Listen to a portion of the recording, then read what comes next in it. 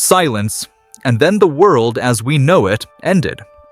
Imagine the cold, biting air of a May morning, the smell of damp earth rising from the Hollywood Hills, and then a sound that will haunt the industry forever, the sickening crystalline shatter of a glass trophy hitting a cold marble floor. At exactly 3:14 a.m., the industry's most pristine crown didn't just slip, it shattered into a million jagged, unfixable pieces. This is not just another headline you scroll past on your way to work. This is the 0 hour, the precise moment the elites have spent millions of dollars trying to erase from the annals of history. I have obtained a leaked voice note, word for word, sent by Annie Guthrie just 120 minutes before the FBI tactical team breached her perimeter and changed the landscape of entertainment forever. Her voice in this recording is a haunting, hollow whisper, completely stripped of the glamour and the curated confidence we see on our television screens every night. She says, and I want you to listen to the fear in her breath, she says, "It's done. If they find the hard drive, it's over for all of us. Wipe the server. Now. Don't leave a single trace." Annie Guthrie and Tommaso Cioni are currently sitting behind cold steel bars. Doors have been slammed, high-end encrypted devices have been seized, and entire multi-million-dollar legacies have been dismantled in the blink of an eye. But I want you to look closer at the arrest footage. While Tommaso Cioni looks like a man who has lost his soul, a man who knows his life is over, Annie Guthrie is smiling. It is a haunting, hollow smile that suggests she is not a prisoner, but a woman who is already 10 steps ahead of the law. Why would she smile while being led away in handcuffs? Because she knows that while the FBI has her physical body, they are missing the most dangerous, most explosive piece of evidence in existence, the Black Ledger. But here is the twist that no one saw coming. We have it. Today, for the first time in this investigation, I am revealing the final blood-stained page of that ledger. It proves, beyond any shadow of a doubt, that Nancy's death was not a tragic accident, not a private dispute, and certainly not a random act of violence. It was a corporate execution, signed, sealed, and delivered by people you see on your screens, people you admire, people you trust every single day. If you think you've heard the full story of Annie Guthrie, Tommaso Cioni, and the late Nancy, stay exactly where you are, because the real horror is only just beginning to surface. To understand the brutal, calculated end of Nancy, we have to peel back the layers of systemic lies surrounding the persona of Annie Guthrie. For years, the media sold them to us as the ultimate power duo, the gold standard of industry friendship and sisterhood. But through the liar's lens, we see a much darker reality, a decade-long war of attrition fought in the shadows of the spotlight. Look at the archival footage from the 2024 gala. While Nancy is standing on that stage, speaking about her dreams, her future, and her autonomy, look at Annie Guthrie's eyes. She isn't clapping, she isn't smiling, she is staring at Nancy's throat with a chilling, predatory intensity that only makes sense now that we know the ending. Insiders have now leaked a secret email Nancy sent to her private lawyer just 144 hours before the incident. The subject line was 3 words that should have saved her: "The contract is a trap." Nancy had finally realized that Tommaso Cioni wasn't just a low-profile assistant or a loyal friend of the family. Tommaso Cioni was a shadow observer, a professional handler placed by Annie Guthrie herself to monitor every move, every encrypted message, and every single breath Nancy took.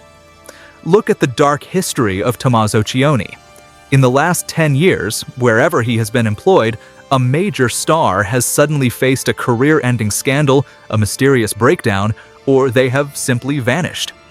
This isn't a series of coincidences. It is a professional pattern of disposal.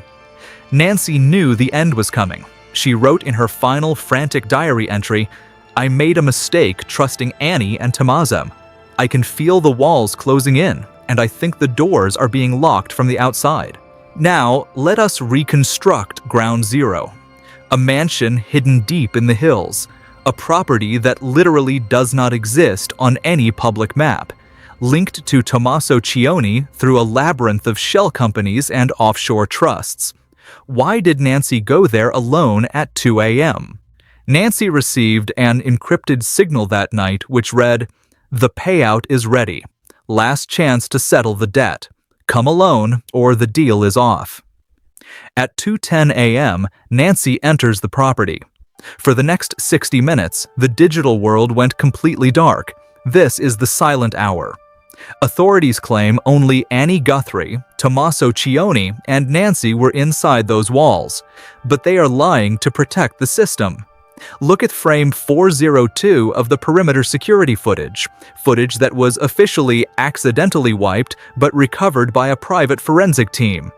A shadow, too tall to be Annie Guthrie, too thin to be Tommaso Cioni, is seen slipping through the back garden exactly 4 minutes before the 911 call was placed. When the FBI finally broke down the door, the air didn't smell like a crime scene. It smelled of expensive cologne, a signature, custom-made scent belonging to an industry titan who is currently posting public grief tributes for Nancy on his verified accounts. Annie Guthrie left her custom earring at the scene on purpose. She left a trail because Annie Guthrie is the ultimate distraction. She is the sacrificial lamb, taking the fall to ensure the third presence stays in the shadows. But why? What does this person have on Annie Guthrie that would make her choose a life behind bars? And why is Tommaso Cioni staying silent even when faced with a life sentence? The moment the handcuffs clicked on Annie Guthrie and Tommaso Cioni, a digital inferno ignited. My sources confirm that emergency war room meetings were held at the headquarters of 3 major film studios within minutes. They weren't mourning Nancy, they were terrified of what she left behind, because Nancy had what insiders call the red folder. This wasn't just celebrity gossip, it was a physical and digital ledger of tax evasion, illegal kickbacks, and deepfake blackmail that keep the industry's elite in absolute power. This is the narrative shift. This is no longer a murder case, it's a blacklist panic. Notice how certain A-list stars suddenly archived thousands of posts the day after the arrest of Annie Guthrie and Tommaso Cioni. Why did Annie's legal team try to block this specific video with a legal injunction while I was recording this very line? Because they know that if Nancy's red folder is ever fully decoded, the entire system collapses into the dust. Annie Guthrie and Tommaso Cioni aren't just suspects, they are the cleaners sent to scrub the scene. But they failed to scrub the truth. They thought Nancy was alone, but they forgot one thing. Nancy had a backup plan. She had already mailed a duplicate of that folder to a location they never expected. Now we return to the black ledger. The final page recovered from a hidden compartment in Annie Guthrie's suitcase.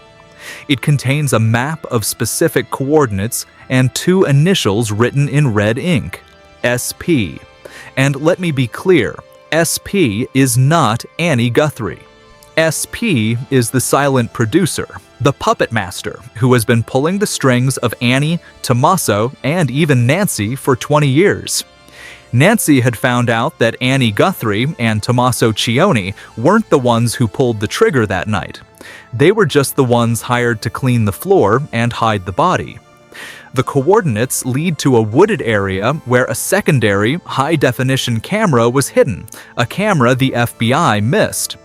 That footage shows the third person exiting the house with a briefcase in hand. They aren't in jail. They are currently sitting in the front row of a national talk show pretending to cry for Nancy. The world thinks the case is closed, but with this ledger, the war has just begun. This is the moment of truth. They are spending millions to keep you distracted from what really happened to Nancy. You need to decide right now, is Annie Guthrie a victim of a shadow organization she tried to escape, or is Annie Guthrie the monster who planned the execution of Nancy to save her own career? I want you to go to the comments right now, type the word victim or the word monster, and give me your most detailed theory. I will be reading every single one and featuring the most nuclear theory in Part 2, where we reveal the true identity of SP. Subscribe now to stay protected from the cover-up. The truth is coming, and it is louder than their silence.